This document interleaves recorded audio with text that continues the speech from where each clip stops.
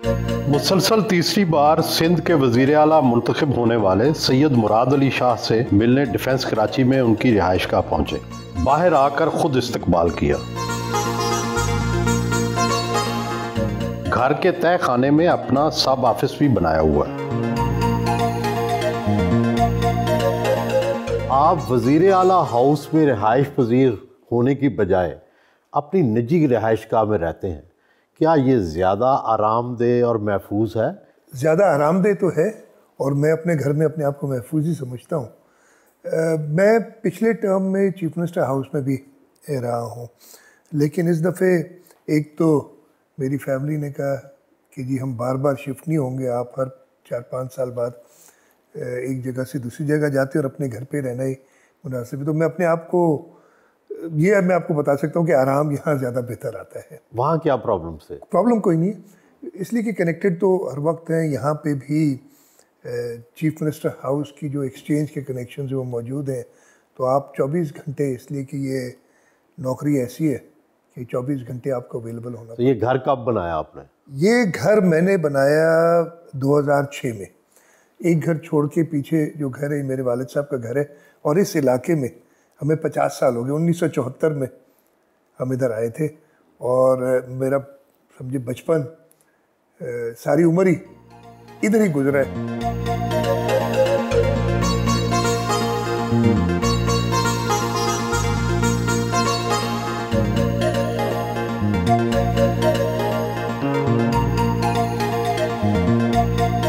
आपके वालिद साहब भी वज़ीर आला, आप भी वज़ीर आला, ये दोनों की तस्वीर तारीख़ी तस्वीर है। क्या कौन कौन सी ख़ास तस्वीर? मैं आपको बताऊं, बिल्कुल ये एक हिस्ट्री और लेगेसी है हमारे ख़ानदान की पाकिस्तान पीपल्स पार्टी के साथ। ऊपर जो तस्वीर आप देख रहे हैं, ये मरहूम मोहतरमा बेगम मसरूर शहीद बेनज़ीर भुट्टो साहिबा की है, और ये भुट्टो साहब की शहादत के बाद की तस्वीर है। ये जो आप तस्वीर देख रहे हैं, जब शहीद मोहतरमा बेनज़ीर भुट्टो पहली बार सिंध के दौरे पे निकली थी, तो ये मेरे वालिद साहब के साथ उनकी तस्वीर है। और ये भुट्टो साहब के साथ में आगा दुरानी साहब है, आगा सिराज दुरानी साहब के वालिद। इधर अगर आप देखें तो ये मेरे वालिद साहब की ओत लेते में तस्वीर है, फिर मेरी तस्वीर है चीफ मिनिस्टर को ओत लेते हुए प्रिंस करीम आगा खान के साथ गोरी फिरके। बिल्कुल। और अगर आप देखेंगे, मैंने ख़ास तौर पे प्रिंस करीम आगा खान से रिक्वेस्ट की थी कि मैं उसी जगह पे तस्वीर खिंचवाना चाहूँगा जहाँ पे मेरी वालिद ने खिंचवाई थी। और उन्होंने कहा था यहाँ पे बोरी कम्युनिटी के जो पीर हैं, ऊपर जब बुरहानुद्दीन थे मरहूम, वो मेरे वालिद साहब के ज़माने में आए थे कराची, और अभी सैयदना मुफद्दल सैफुद्दीन कई बार कराची आ चुके हैं मेरी चीफ मिनिस्टर के दौर में। और ख़ास तौर पे कुछ दिनों पहले जब मुहर्रम में आए थे इधर, तो 46,000 फॉरेनर कराची आया था, और उसमें से 8,000 से ज़्यादा हिंदुस्तानी शहरी थे। और अल्हम्दुलिल्लाह बड़े अमन व अमान से, बड़े अच्छी तरीके से उनका ट्रिप हुआ। सुना है बड़े फॉरेन एक्सचेंज भी बड़ा आया था, $300 मिलियन के करीब, जो हमें स्टेट बैंक ने बताया कि फ़ॉरेन एक्सचेंज आया है। मेरी तारीख़ी तस्वीर शहीद मोहतरमा बेनज़ीर भुट्टो के साथ, ये दुबई में तस्वीर है। बिलावल साहब घर पे तशरीफ़ लाए थे। ये मुझे बताएं कि मोहतरमा को, आसिफ जरदारी को, बिलावल साहब को, आप तीनों को ही पसंद रहे, क्या ख़ास बात है? नहीं, उनकी मेहरबानी है। और शहीद मोहतरमा बेनज़ीर भुट्टो के साथ मैंने काफ़ी अरसा, जब वो बाहर थी जलावतनी में, तो काफ़ी टाइम गुजारा। वो मुझे अक्सर, मैं बाहर था मुल्क के उस वक्त, तो मेरे वालिद साहब को कहती थी और वो मुझे बुला लिया करते थे, और मैंने उनको ड्राइव किया है कई जगह पे। बड़ी इंपॉर्टेंट मीटिंग्स में भी मैं उनके साथ रहा हूँ। नहीं, लेकिन क्या ख़ास समझते हैं वजह? वफ़ादारी है मेरा ख्याल है, आपकी काबिलियत है? नहीं, वो काबिलियत तो देखते हैं, वफ़ादारी ज़रूर पार्टी के साथ है, और कोशिश करते हैं कि हम हमेशा, मेरे वालिद साहब का भी ये था और मेरा भी, कि जो भरोसा उन्होंने किया है उस पर पूरा उतरे। नाश्ते की टेबल पर आए।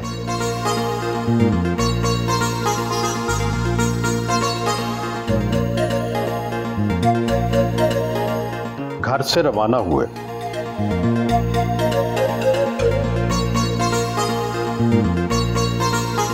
शाह साहब, आप शायद पाकिस्तान के सबसे ज़्यादा पढ़े लिखे वज़ीर आला हैं। आप क्या क्या पढ़े हैं आप? मैंने जी अपनी तालीम यहाँ कराची में, वैसे शुरू तो मैंने हैदराबाद से किया था, सेंट बोनावेंचर स्कूल होता था, वहाँ किंडरगार्टन पढ़ा था। फिर मैं कराची में एक स्कूल था, ब्रुकलिन प्राइवेट स्कूल, वहाँ 4 साल पढ़ा। फिर मैं saint Patrick's high school, DJ government science college, NED university से मैंने इंजीनियरिंग में ग्रेजुएशन की थी। उसके बाद मैं बाहर चला गया। किस जगह बाहर चले गए? स्टैनफोर्ड यूनिवर्सिटी है कैलिफोर्निया में, वहाँ पे मैंने पहला मास्टर्स किया था स्ट्रक्चरल इंजीनियरिंग में, सिविल इंजीनियरिंग की ब्रांच है।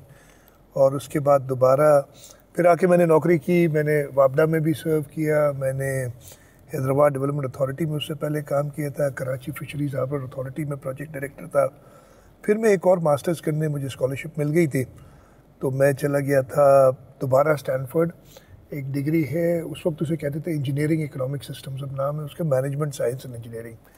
उसमें ज़्यादा फोकस मैंने फिर फाइनेंस साइड पे किया। ये दोनों स्टैनफोर्ड से लिए? दोनों स्टैनफोर्ड से डिग्रीज की थी। और उसके बाद मैंने वापस आके कुवैत चला गया था। कुवैत में मैंने गल्फ इन्वेस्टमेंट कॉरपोरेशन है जो जीसीसी कंट्रीज़ का के इश्तराक से बनी हुई एक इन्वेस्टमेंट बैंक, जैसे वर्ल्ड बैंक दुनिया की, वो जीसीसी कंट्रीज़ की, लेकिन कॉर्पोरेट साइड पे।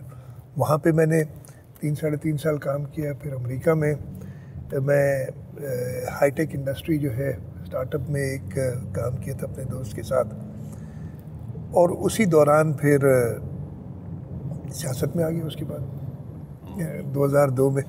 अपने वालिद साहब की आपको क्या याद है, सैयद अब्दुल्ला शाह साहब की, और उनकी क्या ख़ास चीज़ है जो आप फॉलो करते हैं? सबसे पहले तो जिस तरीके से उन्होंने हमारी, मेरी वालदा ने, मेरे वालिद ने परवरिश की है सारे फैमिली की। हम 7 बहन भाई हैं। मेरी 3 बहनें डॉक्टर्स हैं, चौथी बहन ने MBA किया हुआ है। मेरी जो सबसे छोटी बहन है उसने भी इस वक्त काम कर रही है और उसको सितारा इम्तियाज़ भी मिला है। फिर मेरा छोटा भाई है, वो वर्ल्ड बैंक में पिछले 22 साल से, इस वक्त सबसे सीनियर पाकिस्तानी है वर्ल्ड बैंक। क्या नाम है उनका? सज्जाद अली शाह। तो परवरिश जो हमारे वालिदैन की हमारी हुई है जिस तरीके से, कभी भी मेरे वालिद मिनिस्टर रहे हैं, फिर स्पीकर रहे हैं सिंध असम्बली के, उसके बाद चीफ मिनिस्टर रहे हैं, लेकिन कभी भी उन्होंने ऐसा हमें नहीं कहा कि आप कोई अलग तरीके से रहें। उन्होंने कहा अपनी मेहनत करो। और फिर मैंने उनकी चीफ मिनिस्ट्री का टाइम देखा, एक बड़ा मुश्किल टाइम था, और जो उनकी साबित कदमी थी, वफादारी थी पाकिस्तान पीपल्स पार्टी से, उसकी लीडरशिप से, उससे बहुत कुछ सीखा। और उन्हीं के कहने पे मैं आपको बता दूं कि जब 2002 में इलेक्शन हो रहे थे, वो जला वतन थे, वापस आ नहीं सक रहे थे, तो उन्होंने मुझे और मेरे छोटे भाई से कहा कि मैं चाहूँगा कि आप में से कोई एक जाके सियासत करे अगर आपकी मर्ज़ी हो।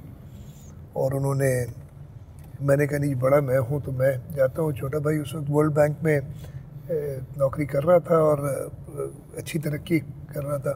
मैं 2002 में आ गया और उन्हीं की बताई हुई असूलों पे, उन्हीं की सिखाई हुई चीज़ों पे अमल कर रहा हूँ। और देखें अल्लाह ताला ने बड़ी मेहरबानी की है, कामयाबी दी है। शाह साहब, ना कोई आपके वो हॉर्न बज रहे हैं, ना आपने बाइक आगे चल रहे हैं, तो क्या प्रोटोकॉल अपना काम किया हुआ है?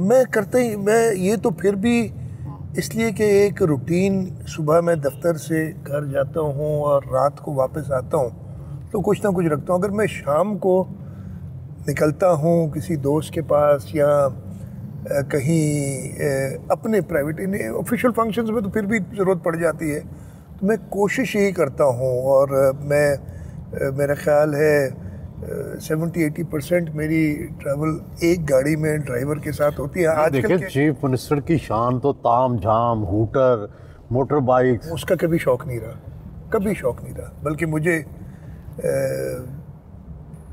थोड़ी सी परेशानी होती है वो हूटर्स बजा के, और लोगों को जब हटाने की बात करते हैं तो मैं कहता हूँ कि जी, लोग तो हमें कोई अच्छी अल्फाज में तो नहीं याद करेंगे जब उनको आगे पुलिस वाला एक मोबाइल में बैठा हुआ उनको हटा रहा होगा सामने से। ज़ेरे तामीर मलीर एक्सप्रेस वे पहुंचे। सूबाई वज़ीर बल्दियात सईद गनी और मेयर कराची मुर्तज़ा वहाब ने इस्तकबाल किया। ये कुरंगी कॉजवे है, बारिश में डूब जाता है। मलीर रिवर के बेड पे हैं हम इस वक्त। तो हम एक नया ब्रिज बना रहे हैं, सबकी डिमांड थी काफ़ी अरसे से।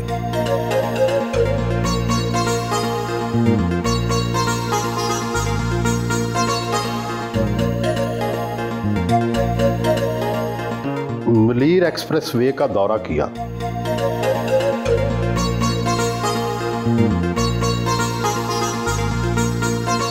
सब ये मलीर एक्सप्रेस वे के तकरीबन आधे रास्ते, हम ये 40 किलोमीटर तकरीबन लंबा है और 6 इंटरचेंजेस हैं।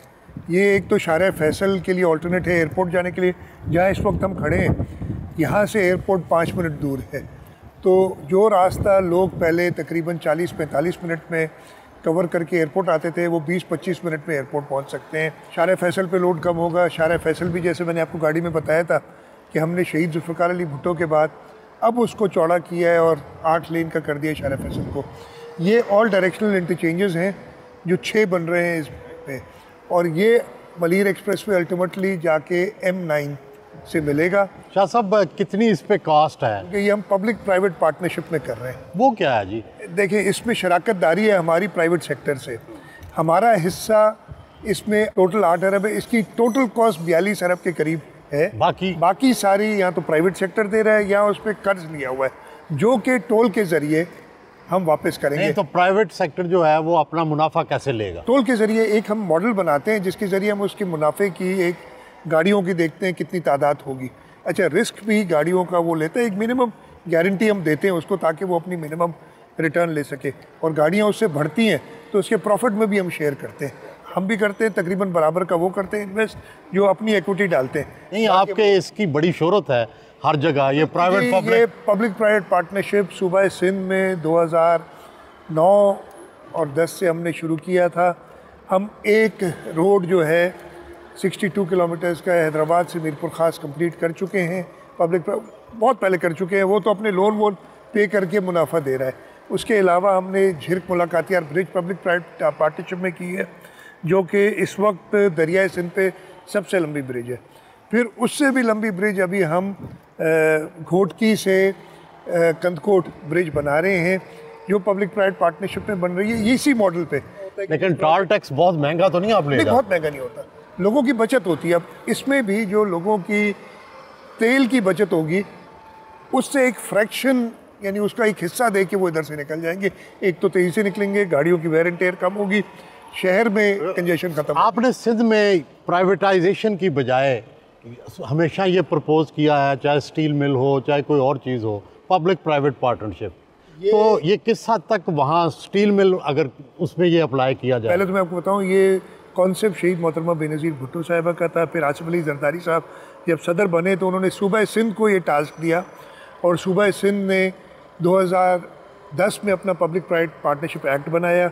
उस एक्ट के तहत, और इस वक्त आपने देखा होगा वफाक भी हमसे कहती है कि हमें एक्सपर्टीज़ दें ताकि हम डेवलप करें। बाकी सूबे भी चाह रहे हैं कि पब्लिक प्राइवेट पार्टनरशिप को बढ़ाएं। स्टील मिल का मैं बता रहा हूँ कि स्टील मिल बंद पड़ी है बहुत ही अरसे से। हमने वफाक से कहा है कि ये सूबा सिंध के हवाले करें, और उन्होंने तकरीबन हामी भर ली है कि हम अगेन पब्लिक प्राइवेट पार्टनरशिप में, ये बहुत बड़ा वेंचर होगा। इसमें हम हो सकता है चाइनीज़ या इवन रशियंस, जिन्होंने शहीद जुल्फ़िकार अली भुट्टो ने रशियन से ये मिल बनवाई थी, उन्होंने भी इंटरेस्ट शो किया है। और हमें पूरी उम्मीद है कि हम अगले 6 महीने से साल नहीं, अब स्टील मिल सिंध गवर्नमेंट को मिल गई है इंशाल्लाह।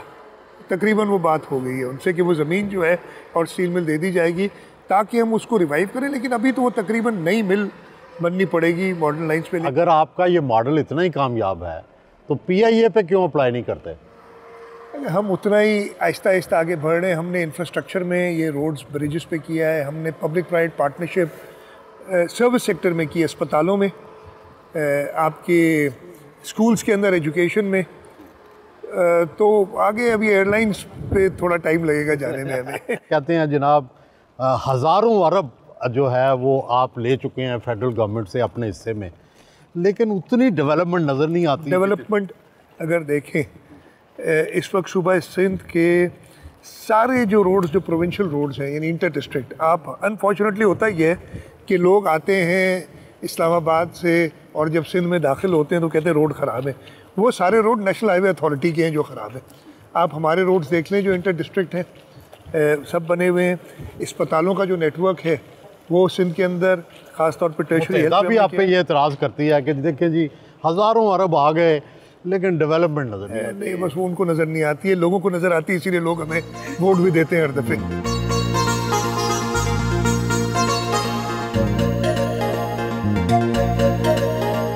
तामीराती काम का जायज़ा लिया।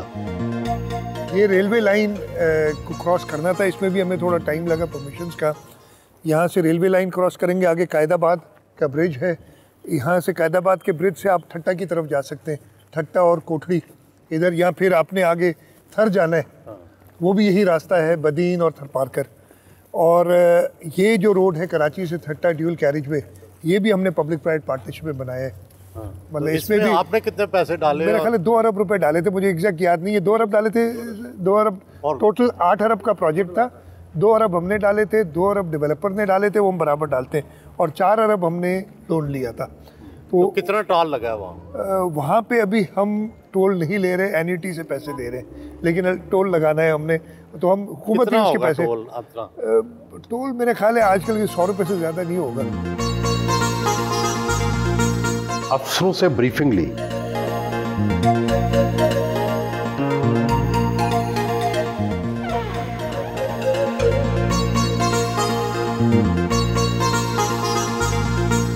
आपकी गाड़ी का दरवाज़ा खुला है तो चूं चरा की आवाज़ें आई हैं, तो ये गाड़ियाँ क्या पुरानी हैं? जी बिल्कुल, आप ये कह सकते हैं। ये चीफ मिनिस्टर हाउस की जो गाड़ियाँ हैं, आखिरी गाड़ी 2016 में ख़रीदी गई थी। अच्छा, अनफॉर्चुनेटली जो माहौल बन गया है, अब ये बुलेट प्रूफ गाड़ियाँ, उनमें बैठना पड़ता है, जो मुझे बिल्कुल ही पसंद नहीं है। लेकिन अब वो गाड़ियाँ महंगी इतनी हो गई हैं, जब भी हम सोचते हैं कि कोई गाड़ी नहीं ख़रीदें, तो और जो हमारे खर्चे हैं, और ख़ास तौर पे सिंध के अंदर जो सैलाब वगैरह है, उस वजह से वो डिफर ही होती जाती है। मैं आपको आपने ये सवाल किया, तो बाकी गाड़ियाँ कितनी पुरानी हैं, मर्सिडीज़ और बाकी चीज़ें? वो तो जो मर्सिडीज़ है हमारे पास एक चीफ मिनिस्टर हाउस की, वो 2012 की खरीदी हुई है, और एक BMW है, वो 2010 की है। जहाज़ ठीक है आपका? पंजाब का तो जहाज़ भी ख़राब था। अब आपने जहाज़ जो है वो 2006 का है, लेकिन अल्हम्दुलिल्लाह ठीक है, उसको मेंटेन हम कर रहे हैं और उसको चला रहे हैं। और जो हेलीकॉप्टर है वो 1992 के हैं। अच्छा। और वही हेलीकॉप्टर हैं हमारे पास जिन पिछले दिनों आपको याद होगा ईरानी सदर के हेलीकॉप्टर के हादसे में शहीद हो गए थे। तो वही हेलीकॉप्टर हमारे पास। डर तो लगता होगा। हाँ, अब हम सोच रहे हैं कि हेलीकॉप्टर, इसलिए कि उसकी ज़रूरत पड़ती है काफ़ी, हम उसको चेंज करें। अगर हमें इजाज़त देगी हमारी बजट, तो हम शायद एक हेलीकॉप्टर नया ख़रीदें। आपने ज़िंदगी में कई मराहल देखे, आपके वालिद भी चीफ मिनिस्टर, आप भी चीफ मिनिस्टर। सबसे मुश्किल ज़िंदगी का मरहला कौन सा था और सबसे खुशी का? मैं आपको तो, मैं जैसे ही चीफ मिनिस्टर बना था, और मैंने अपने वालिद को देखा है, मेरे वालिद साहब के ज़माने में, अब्दुल्ला शाह साहब, मरहूम सैयद अब्दुल्ला शाह, उनके ज़माने में हालात जो थे लॉ एंड ऑर्डर के, वो बहुत ज़्यादा ख़राब हो गए, पहले से चलते आ रहे थे, और उन्होंने वो जो ख़राब हालात थे उन पे काबू पाया था। ये फिर वो 94, 95, 96 का ज़माना था, मैं उनको बड़ा परेशान देखता था लॉ एंड ऑर्डर के हवाले से। और ये बात ये है कि जैसे ही मैं चीफ मिनिस्टर बना था, जुलाई 2016 में पहली बार, आखिरी दिन 29 जुलाई को, और मुझे वो तारीख इसलिए भी याद है कि 29 जुलाई को मेरे बेटे की सालगिरह भी होती है। उस दिन मैं चीफ मिनिस्टर बना, और उसके 22 दिन बाद कराची में एक ऐसा मसला क्रिएट हुआ। आपको याद होगा कि एक तकरीर हुई थी प्रेस क्लब में धरने में, और उसके बाद जो लोग थे वो बिफर के उन्होंने मीडिया चैनल्स पे भी हमला किया था, और उस दिन हमने कंट्रोल किया था। और रब का शुक्र है कि उस दिन के बाद से ख़ास तौर पे जो दहशतगर्दी है वो कम होती चली गई है। इस वक्त भी कराची में जो हमें तकलीफ़ सबसे ज़्यादा होती है वो लॉ एंड ऑर्डर की जब भी सिचुएशन क्रिएट हो। स्ट्रीट क्राइम नहीं रुक रहा कराची में, बिल्कुल लोग आप सही शिकायत कह रहे करते हैं, मोबाइल छीने जाते हैं। आप सही कह रहे हैं बिल्कुल। और इस सिलसिले में वैसे बेहतरी तो बहुत आई है। मैं नहीं जाना चाहता सियासत में ज़्यादा कि किस क्या वजूहत थी, मुझे ही लेना पड़ेगी जिम्मेदारी, इसलिए कि चीफ मिनिस्टर मैं रहा हूँ काफ़ी अरसे से।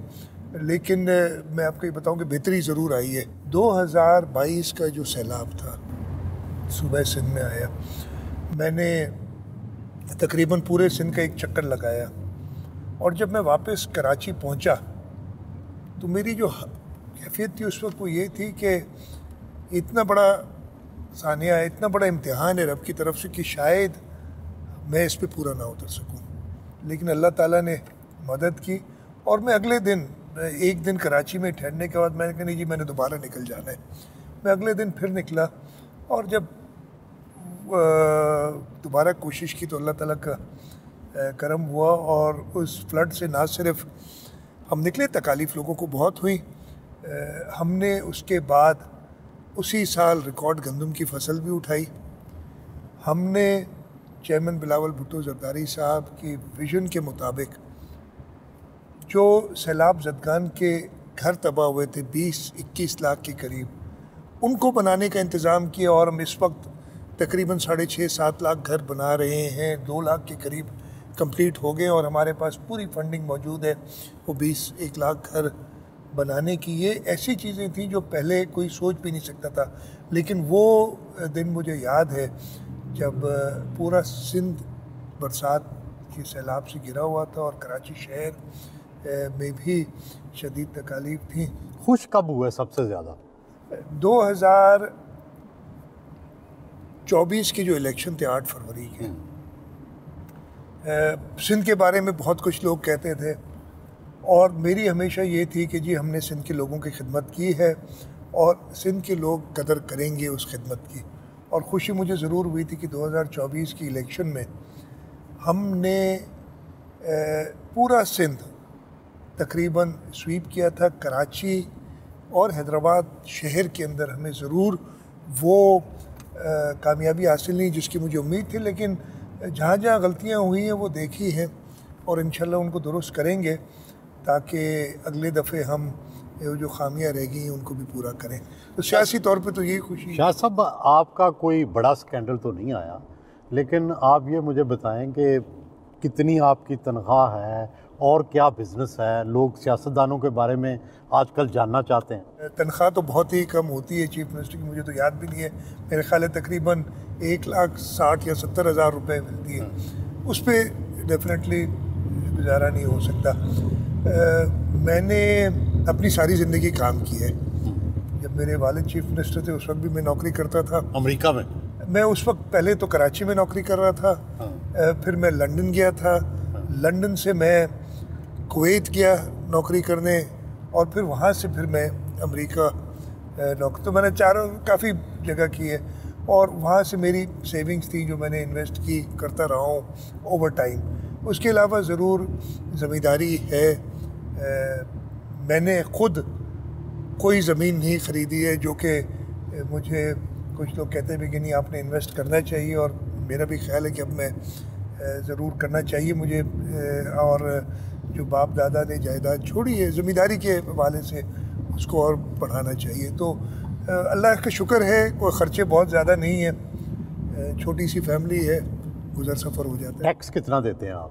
तकरीबन मैं एग्रीकल्चर इनकम टैक्स जो है वो 6 से 7 मिलियन के दरमियान 60 से 70 लाख रुपए साल का देता हूँ।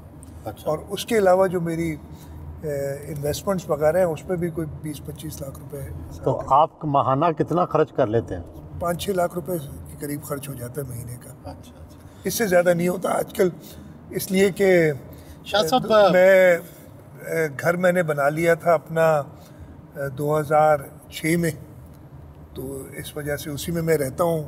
जो घर था गांव में बड़ों के घर हैं वहाँ जाते, तो इस हिसाब से ख़र्चा ज़्यादा नहीं होता।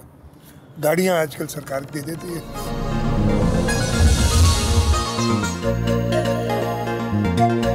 सेंट्रल पुलिस ऑफिस कराची पहुंचे।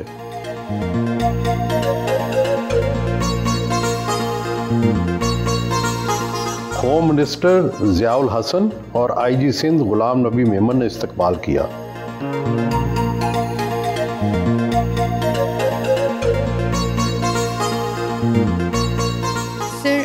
Since smart surveillance system, sir, it's not a coverage of a city, it's a coverage of entire province.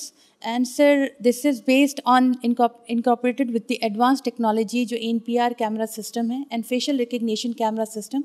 ये AI based computer aided dispatch system है. सर टोटल 399 कैमराज हैं जो कि 40 टोल प्लाजाज पे लगे हुए हैं। सर परफॉर्मेंस में मैं आपको दिखाऊं कि आज ही की डेट में आज सुबह जैसे सर एक ये ट्रक है, ये आज का लेटेस्ट कैप्चर है सर। आज सुबह 5 बजे सर सब्जी मंडी से सर ये ट्रक चोरी हुआ और हमें सर इसकी इत्तला मिली 10 बजे, तो हमने फ़ौरन इसको ट्रैक किया। तो सर इसका पूरा ट्रैक आपको नज़र आ रहा होगा कि ये कराची से किस तरह हैदराबाद टोल प्लाजा इन हुआ, वहाँ से जामशोरो से टंडो जाम और टंडो जाम से मीरपुर ख़ास तक सर इसे ट्रैक कर लिया गया। और अभी सर SSP मीरपुर ख़ास की कोऑर्डिनेशन से आधा घंटा पहले ये ट्रक सर हमने अभी कैप्चर किया। तो ये आज का लेटेस्ट कैच है सर। प्रोजेक्ट S4 पर ब्रीफिंग दी गई।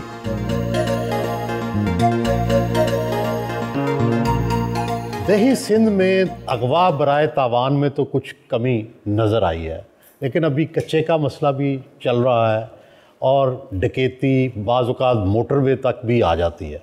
इसके लिए क्या तदारक कर रहे हैं? 2008 तक तो इतनी बुरी हालात थे कि एक शहर से दूसरे शहर में हाईवे पे जाने के लिए भी कॉन्वॉयस चलते थे।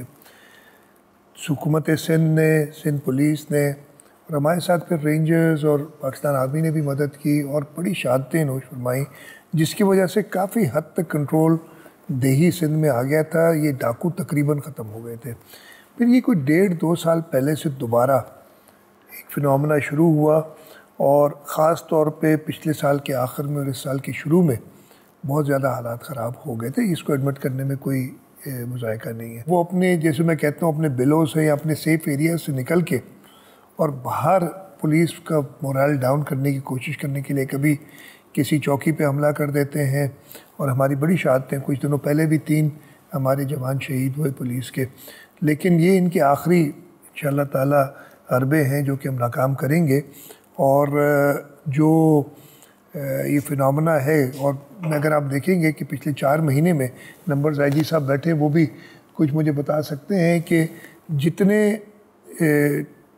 1 मार्च को समझे ये हुकूमत आई थी, जो उस वक्त अगवा बराए तावान के लोग थे, उससे बहुत कमी आई है और हमने काफ़ी कंट्रोल पाया है। कराची के बारे में ये शिकायत आम है, स्ट्रीट क्राइम की, मोबाइल स्नैचिंग की, और रात को शराय फैसल पर डिफेंस में ये वाक़यात हो जाते हैं।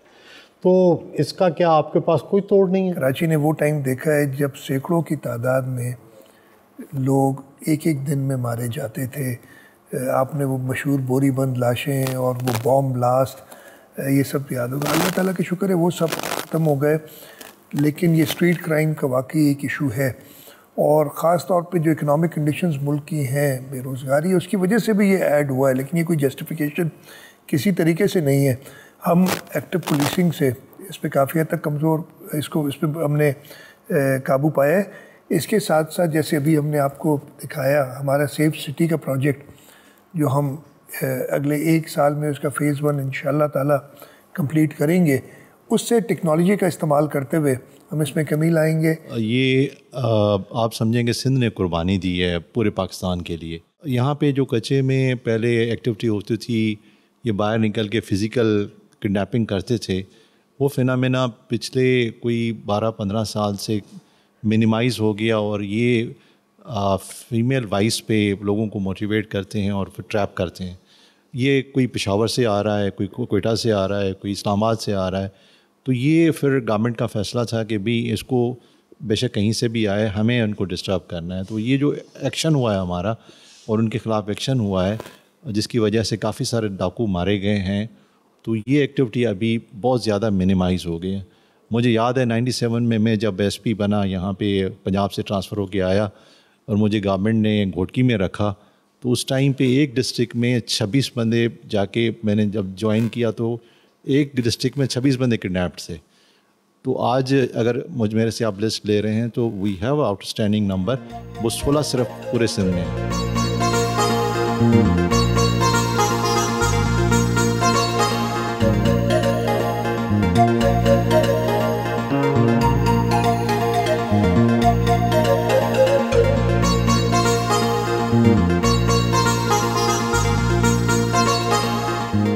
आपको भी किसी चीज़ का शौक़ है, गाड़ी का, कपड़ों का, जूतों का, किस चीज़ की कोई? मुझे सबसे ज़्यादा शौक़ सुहेल साहब, और अभी ख़त्म हो गया उम्र के साथ, होता था कि मैं टेक्नोलॉजी के हवाले से मैं आगे रहना चाहता था। अच्छा। रहता चाहता, अभी भी रहना चाहता हूँ। क्या सिंध को भी टेक्नोलॉजी में ऊपर लेके गए हैं?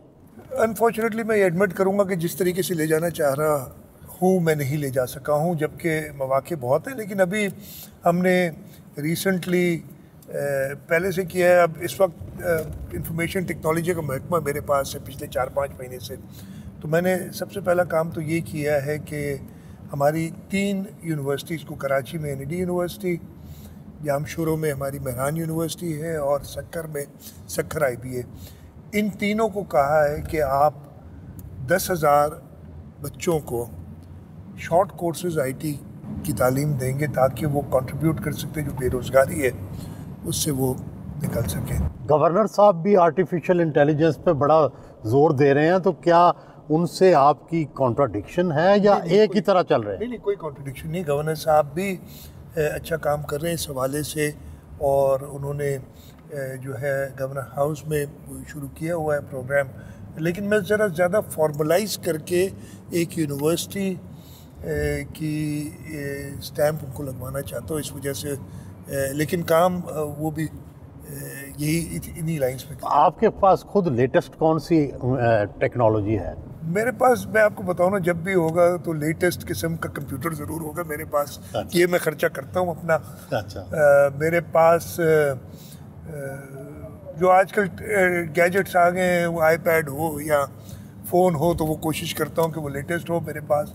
उसके साथ साथ मैं फ़ाइनेंस डिपार्टमेंट बहुत अरसे से देख रहा हूँ। मैं फ़ाइनेंस मिनिस्टर था पहले सिंध का, तो उस हवाले से भी मैंने फ़ाइनेंस डिपार्टमेंट को एटलीस्ट टेक्नोलॉजी में आगे किया हुआ कि हमारा जो सिस्टम है वो ऐसा है कि मैं अपने iPad से बैठ के किसी भी स्कीम का ख़र्चा, किसी भी, इस हद तक कि अगर किसी अफसर की तनख्वाह देखी तो वो भी देख सकता हूं। अगर आपको कहें कि you are a techie chief minister, तो ये सही होगा?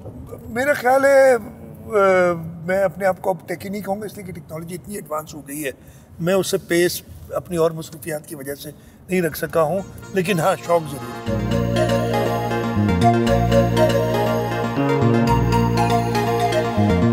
चीफ मिनिस्टर हाउस पहुंचे।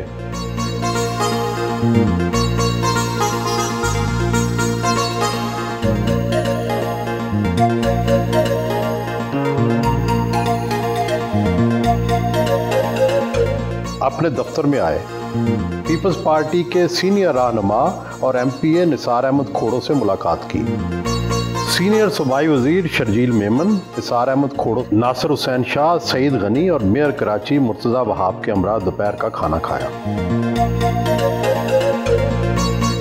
अपने हल्के 7 शरीफ के लोगों से मुलाकात की।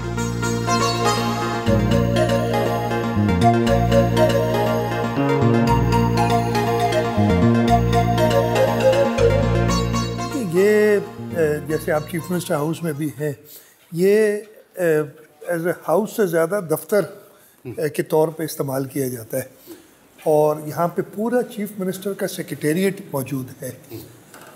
मैं खुद रहता था, लेकिन इस टर्म में मैं अपने घर पे रह रहा हूँ। आपने देखा सुबह हम घर से ही निकले थे, तो तज़ाद अपनी तरफ से हो सके, लेकिन अब इतनी बड़ी जो इमारतें अंग्रेज़ों के ज़माने। अच्छा, आपको ये मैं बताऊँ कि ये घर चीफ मिनिस्टर के लिए नहीं बना था। ये जब बॉम्बे प्रेसिडेंसी होती थी तो ये घर बना था, चीफ जस्टिस जो होते थे बॉम्बे में बैठते थे, जब कराची आते थे तो उनके लिए घर था। अब वो उसके बाद इस घर को जब 1935 में सिंध अलग हुआ बॉम्बे प्रेसिडेंसी से, तो चीफ मिनिस्टर हाउस डिक्लेयर किया। बीच में ये प्राइम मिनिस्टर हाउस भी रहा है और यहाँ पे फील्ड मार्शल अयूब खान भी रहे हैं, शायद लोग कम लोगों को पता हो कि कुछ दिनों के लिए। फिर वो इस्लामाबाद तो क्या यहाँ सोने के चम्मच, चांदी के बर्तन इस्तेमाल होते हैं? मेरा नहीं ख्याल है कि ऐसी कोई चीज़ है, वैसी चीज़ जैसे हम घर पे खाते हैं खाना वैसे इधर खाते हैं। आप मुसलसल 8 साल से वज़ीर आला सिंध हैं, आपका वो सबसे नुमायां काम कौन सा है जो याद रखा जाए? घर के कोयले की दरियाफ्त और उसकी डेवलपमेंट में बहुत बड़ा रोल रहा है और ये एक ऐसी चीज़ है जिससे पाकिस्तान का मुस्तकबिल संवर सकता है।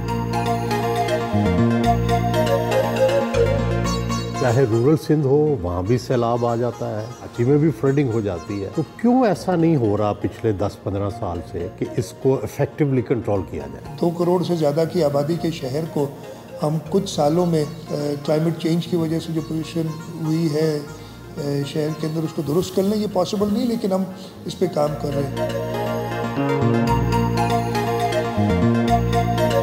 इस सारे टेन्योर में सबसे बड़ी गलती वो समझते हैं क्या रही? और कंस्ट्रेंट्स की वजह से हम वो काम नहीं कर सके जो करना चाहिए था। ये तासुर भी साथ साथ है, पार्टी की आदत आपको डिक्टेट करती है? डिक्टेट नहीं, हाँ, गाइडेंस पार्टी लीडरशिप की हर वक्त रहती है। अब लोगों को ये शिकायत है कि कराची पे पीपल्स पार्टी की हुकूमत ने उतनी तवज्जो नहीं दी, जिसकी वजह से कराची बहुत पसमानदा रह गया। ये परसेप्शन जो अनफॉर्चुनेटली एक डेवलप हो गया है, मेरा नहीं ख्याल है कि इसमें हकीकत है। ये मैं नहीं कह रहा कि हमने कोई कराची को बदल दिया है।